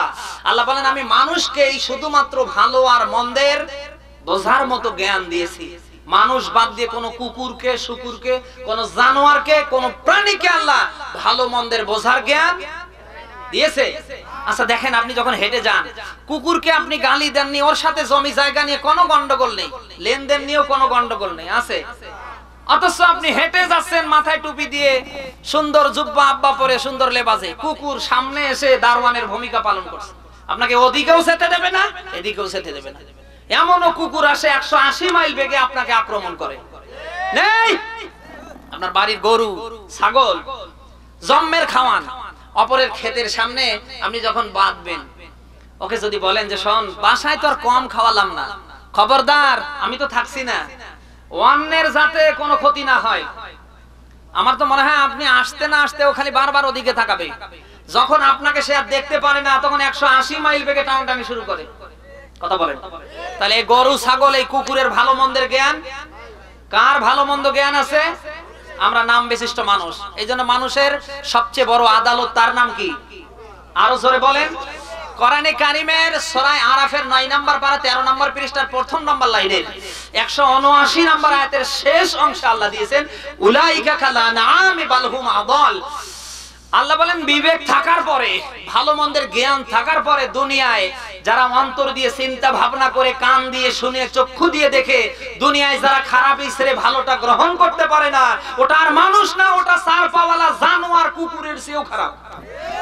এমন মানুষ তো এদেশে নেই। আমরা ভালোটাকে যারা এ পর্যন্ত ভালো বলে গ্রহণ করতে পারছি না, আমরা কিন্তু আর মানুষ নেই, আমরা কুকুরের চেয়েও নিকৃষ্ট। এই কথা কার? আল্লাহ না করুক এই অবস্থায় যদি আমাদের মৃত্যু হয়ে যায়, মনে হয় জান্নাতে আল্লাহ এমনে দেবে নাকি? হ্যাঁ, কোরআনে কারিমে আল্লাহ দিলেন, ইন্নাল্লাযীনা কাফারু ওয়া মাতু ওয়া হুম কুফফার উলাইকা আলাইহিম লা'নাতুল্লাহি ওয়াল মালাইকা ওয়ান নাসি আজমাইন। বলেন আল্লাহু আকবার। সূরা বাকারা 2 নম্বর সূরা 2 নম্বর 3 নম্বর পৃষ্ঠার 161 নম্বর আয়াতের অংশে আল্লাহ দিয়েছেন, আল্লাহ বলেন নিশ্চয়ই যারা কুফরির হালতে মারা যায়। কুফরি বুঝেন? এই কুফরি বুঝতেছেন? কুফর শব্দের শাব্দিক অর্থ অস্বীকার করা। কি করা? সবাই বলেন। এই যে চোখ দিয়ে দেখছেন, কান দিয়ে শুনছেন, অন্তর দিয়ে চিন্তা ভাবনা করছেন যে আমি যে কাজটা করছি এটা নিতান্তই গর্হিত খারাপ কাজ। কথা বলে না কেন? আর এটা নিতান্তই ভালো কাজ। এই যে জানার পরে, বোঝার পরে, অনুধাবন করার শক্তি থাকার পরে, দেখার পরে, এই যে শোনার পরে আপনি ভালোটা গ্রহণ না করে খারাপটা নিয়েই বসে আছেন, এর নাম কুফরি। এর নাম কি? সবাই বলেন, এর নাম কি? এই কুফরির হালতে যদি আপনি মারা যান, আল্লাহ বলেন উলাইকা আলাইহিম লানাতুল্লাহ, আমি আল্লাহর লানত। কার লানত? সবাই বলেন। এরপরে আল্লাহ বলেন ওয়াল মালাইকা, আমার ফেরেশতা কুলের লানত, ওয়ান নাসি আজমাইন, तमाम দুনিয়ার মানুষের লানত। তাহলে যারা কুফরি করছে এদের উপর লানত আল্লাহর, তার ফেরেশতার এবং तमाम দুনিয়ার। তাহলে এই মানুষটা যদি এই অবস্থায় লানত প্রাপ্ত হয়, তাহলে জাহান্নাম ছাড়া এর কোন জায়গা? বুখারী মুসলিমের হাদিস, আল্লাহর নবী দিয়েছে, আবু হুরায়রা হাদিসটি বর্ণনা করেন। আপনাদের কষ্ট হচ্ছে না তো?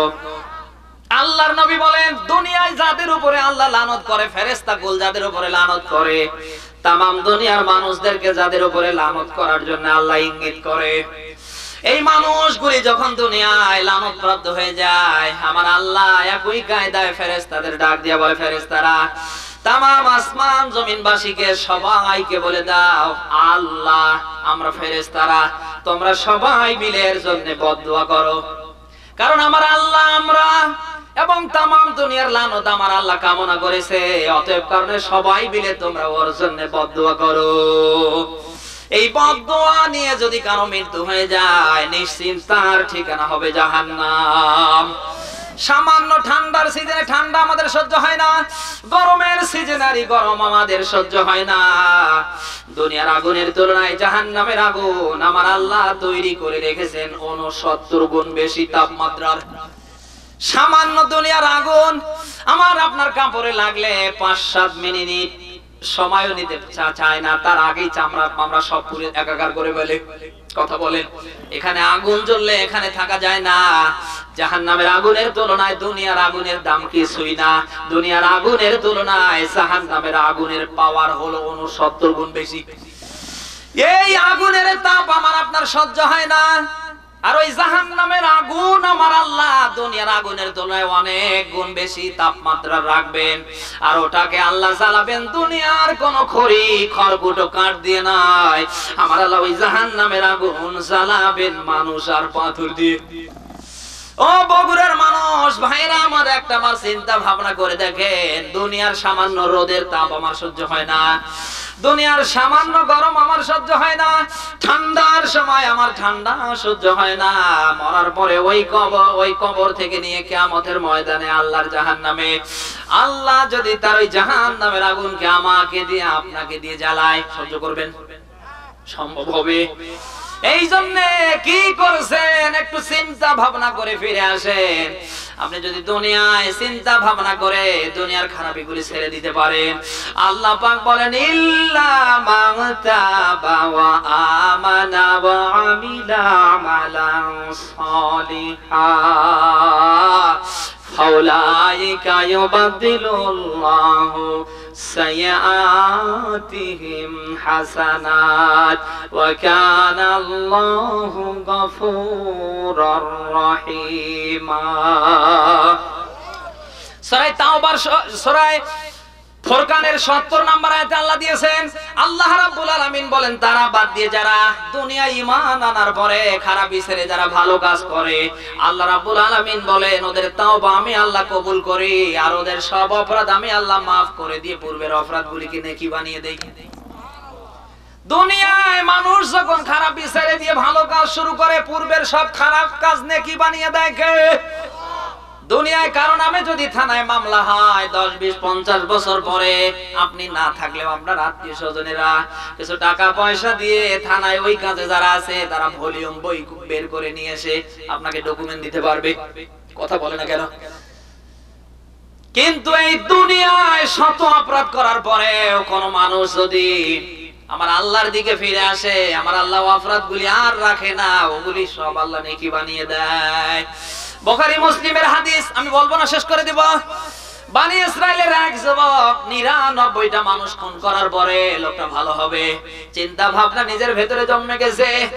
ডাক দিয়ে বলছে রব্বুল আলামিন এই অবস্থায় যদি আমার মৃত্যু হয়ে যায়, আমি যদি এই অবস্থায় মারা যাই তাহলে আমার কি হয়ে যাবে? লোকটা বড় পেরেশান। সামনের দিকে তরবারি এইরকম করে নিয়ে যখন আসছে, সামনে একজন লোককে দেখার পরে জিজ্ঞেস করছে, আল্লাহর বান্দা আমি 99টা মানুষ হত্যা করেছি, আমি এখন ভালো হতে চাই, আমার কোথায় গেলে পরে ভালো হওয়া যাবে আমার রাস্তা দেখিয়ে দাও। লোকটা ডাক দিয়ে বলছে তুমি 99টা মানুষ হত্যা করার পরে এখন ভালো হতে চাও, কোনদিন এটা সুযোগ নেই। লোকটা চিন্তা ভাবনা করে দেখেছে, আল্লাহ আমার যদি ভালো হওয়ার কোনো রাস্তাই না থাকে তাহলে এই লোকটাকে আমি রেখে আর কি করব? রাগের মাথায় তরবারি দিয়ে ওকেও 2 টুকরো করে বিদায়।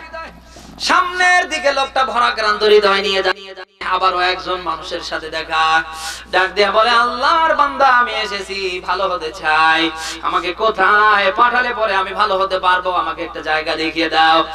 লোকটা চিন্তা ভাবনা করে তাকে পাঠিয়েছে ওই যে জঙ্গলা দেখা যায়, এরপরে একটা গ্রাম আছে, ওখানে গেলে একজন মানুষ আছে, ওর শরণাপন্ন হলেই আল্লাহ তোমাকে মাফ করে দেবে। লোকটা বড় আনন্দ নিয়ে বড় বড় পা ফেলে ফেলে যখন লাফ দিয়ে দিয়ে যাচ্ছে, এদিকে আল্লাহর ইশারা ইঙ্গিতে মালাকুল মউত আজরাইল এসে ধরে সান কবজ করে ফেলেছে।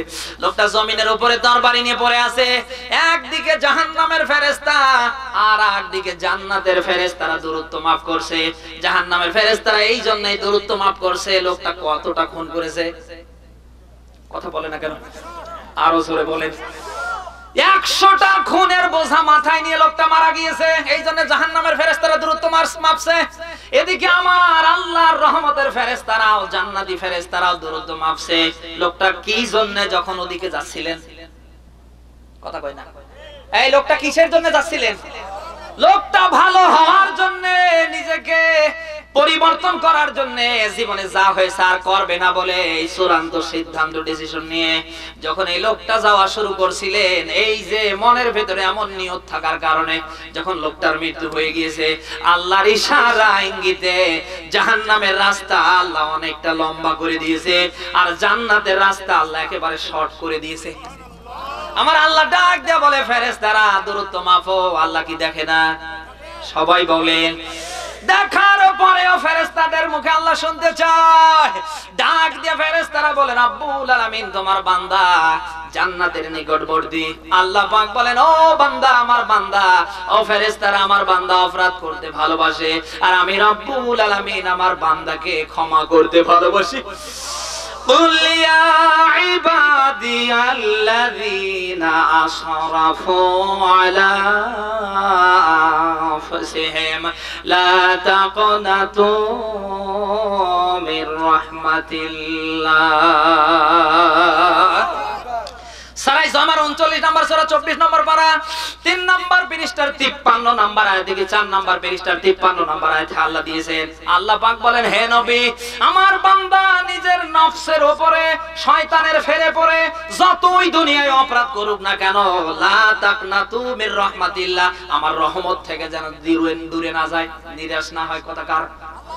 সবাই বলে এই আয়াত নিয়ে সব আলেমরা একমত। আপনার আমার কাজ হবে অপরাধ করা, আর ক্ষমা করা কার কাজ? আমরা অপরাধ করতে ভালোবাসি, ক্ষমা করতে ভালোবাসে কে? আল্লাহ বলে ইন্নাল্লাহা ইয়াগফিরু যুনুবা জামিআ, আল্লাহ বলেন আমি maaf করব বান্দা তোমার জীবনের সব গুনাহ। ইন্নাহু হুয়াল গফুরুর রহিম। বলেন আল্লাহু আকবার। ক্ষমাশীল দয়ালু কে? সবাই বলেন। বুখারী মুসলিমের এটাও হাদিস, আবু হুরায়রা বর্ণনা করেন, এক ভাগ মোহাব্বত গোটা দুনিয়ায় আল্লাহ ছিটিয়ে দিয়েছে, আর 99 ভাগ মোহাব্বত কার কাছে? আর এক ভাগ মোহাব্বতের কারণে আমার কিছু হলে আপনারা ঠিক থাকতে পারবেন? কতদিন আফসোস হবে, যাহা হুজুরটা মারা গেল, এভাবে হুজুরটা অ্যাক্সিডেন্ট করলো, আফসোস থেকে যাবে। কথা বলে না কেন? আমার মার আরো কম খারাপ লাগবে নাকি? আমার স্ত্রীর আরো কম খারাপ লাগবে, আপনাদের সে তাদের আরো বেশি খারাপ লাগবে। কথা বলে। তাহলে এক ভাগ মোহাব্বত থাকার কারণে যদি এই হয় পৃথিবীতে একটা মানুষের জন্য, আমার আল্লাহ না করুক কিছু হোক, ফেসবুক, ইন্টারনেট, টিউবমিট, ইউটিউব সব ভাইরাল হয়ে যাবে যে অমুক হুজুরের এই হয়েছে।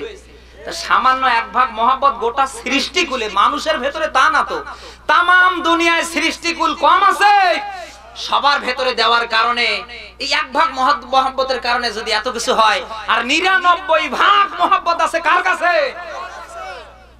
ওই আল্লাহর দয়া মনে হয় আমাদের উপরে নেই, আছে? সূরা বাকারার 2 নাম্বার পারার প্রথম নাম্বার পৃষ্ঠার 143 নাম্বার আয়াতের শেষের অংশে আল্লাহ দিয়েছেন যে ইন্নাল্লাহা বিন-নাসি রাউফুর রহিম। আল্লাহ বলেন আমি মানুষের উপরে দয়ালু। মানুষের উপরে দয়ালু কে? আল্লাহ তার বান্দার উপরে অত্যন্ত দয়ালু। বান্দা অপরাধ করতে ভালোবাসবে, কিন্তু ক্ষমা করতে ভালোবাসবে কে? আল্লাহ। আপনি অপরাধ করার পরে যখন আল্লাহর কাছে ক্ষমা চাবেন, আল্লাহ ততটাই খুশি হয়। এই পৃথিবীতে হারানো জিনিস হারিয়ে যাওয়ার পরে, তার মালিক ফিরে পাওয়ার পরে খুশি কম না বেশি? কারো সন্তান হারিয়ে গেলে পেপারে, পত্রিকায়, বিভিন্ন জায়গায় আমরা বিভিন্ন নিউজ বা বিভিন্ন কিছু আমরা প্রদান করি। কথা বলে না কেন? কত কিছু করি যাতে ওই ছেলেটা আবারও ফিরে আসে। এই দুনিয়ায় ওই ছেলেটা কোনো একদিন, 1 বছর, 2 বছর, 3 মাস, 4 মাস, 10 দিন, একদিন পরে, 1 রাত পরে যদি ফিরে আসে, ওই পরিবারের মানুষ খুশি না বেজার? দুনিয়ায় আল্লাহর বান্দা যে অপরাধই করুক না কেন, সে যখন নিজের অপরাধ বুঝতে পেরে আল্লাহর দরবারে ফিরে আসে, আল্লাহর কাছে যখন ফিরে আসে, হারানো ব্যক্তির হারানো জিনিস ফিরে পাওয়ার পরে ওই হারানো ব্যক্তি যতটুকু না খুশি হয়, আল্লাহর বানি আদম খারাপই ছেড়ে ভালোটা নেওয়ার সাথে সাথে আল্লাহ তার চেয়ে বেশি গুণ খুশি হয়ে যায়। এর থেকে বোঝা যায় জাহান্নাম আল্লাহ বানিয়েছে আমাদের জাহান্নামে দেবে, টার্গেট কিন্তু আল্লাহর না। এই টার্গেট আল্লাহর না। আল্লাহ ওত পেতে বসে আছে, আমার বান্দা কখন কোন সময় আমার কাছে ফিরে আসবে, আমার কাছে ক্ষমা চাবে। আপনি ক্ষমা চাইতে দেরি করবেন, আপনাকে ক্ষমা করতে দেরি করবে নাকি? সূরা মুমিন, কোন সূরা বললাম? 40 নাম্বার সূরা, 24 নাম্বার পারা, 18 নাম্বার পৃষ্ঠা। আপনাদের কষ্ট হচ্ছে না তো? কি 13 নাম্বার পৃষ্ঠার এটা 7 নাম্বার আয়াতে আল্লাহ দিয়েছেন। আল্লাহ বলেন ওয়াকালা রাব্বুকুম উদউনি আস্তাজিব লাকুম। বান্দা তোমরা আমাকে ডাকো, আমি আল্লাহ তোমাদের ডাকে সাড়া দেব। আমাদের ডাকে সাড়া দেবে যখন কে?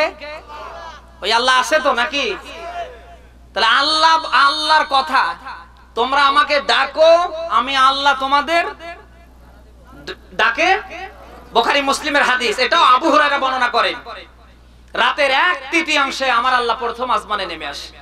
আল্লাহ আহ্বান করে, কে আসো আমার কাছে ক্ষমা চাওয়ার, কে আসো সাহায্য চাওয়ার, কে আসো পৃথিবীর রোগ ব্যাধি থেকে মুক্তি লাভ করার। আমি আল্লাহর কাছে হাত উঠাও, আমার কাছে যাও। তুমি চাইতে দেরি করবা, তোমাকে আমি আল্লাহ দিতে দেরি করব।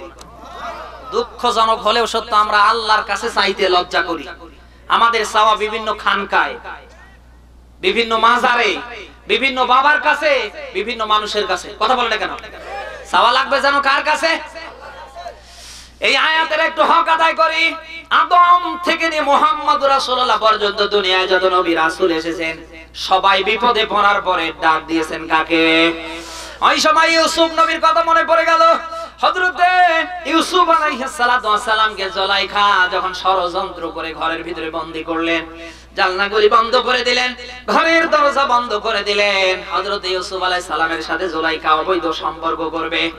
হযরত ইউসুফ দুনিয়ার কোন মানুষকে ডাক দেয়নি, ডাক দিয়েছে কাকে? আল্লাহ ডাক দিয়ে বলেন, ইউসুফ হাত আছে তোমার, হাত দিয়ে দরজা আঘাত করার দায়িত্ব তোমার, আর ওই দরজা খুলে জুলাইখার ষড়যন্ত্র থেকে মুক্তি দেওয়ার দায়িত্ব আমি আল্লাহ।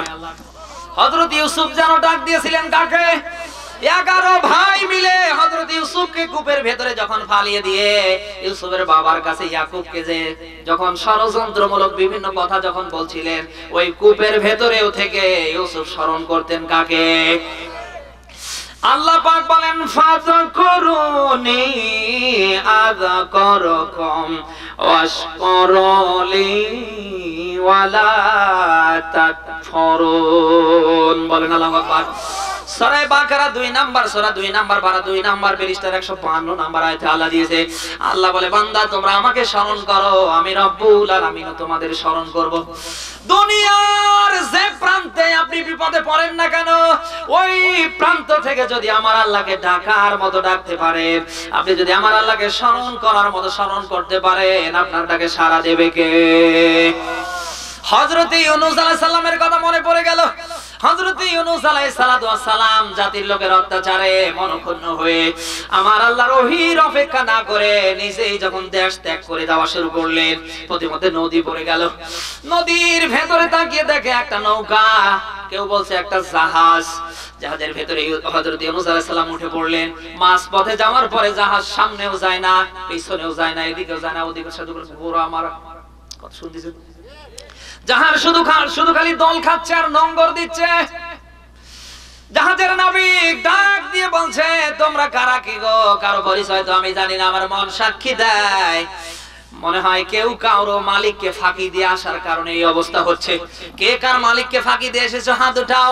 একজন উঠায় না। অবশেষে সবার নাম ধরে ধরে লটারি করা হলো, কারো নাম আর উঠে নাই। ওই সময় নাবিকের কাছে নাম উঠেছে ইউনূস নবীর। যখন ইউনূস আলাইহিস সালাতু ওয়াস সালামের নাম উঠেছে, ওই নৌকা বা জাহাজ থেকে সমুদ্রের নদীর মাঝপথে ইউনূস নবীকে ফালাই দেয়া হয়েছে। ফালতাকামাহু ওয়া হুয়া মুলিম। বলেন আল্লাহু আকবার। হযরত ইউনূসকে পানিতে ফেলিয়ে দেওয়ার, দরিয়াতে, নদীতে, সমুদ্রের মাঝামাঝি জায়গায় ফেলে দেওয়ার সাথে সাথে বড় একটা মাছ হা করে এসে ইউনূস নবীকে অলরেডি গিলে ফেললেন। ইউনূস নবী মাছের পেটে যাওয়ার ভেতরে তাকিয়ে দেখে একদিকে পানির অন্ধকার আর একদিকে মাছের পেটের অন্ধকার।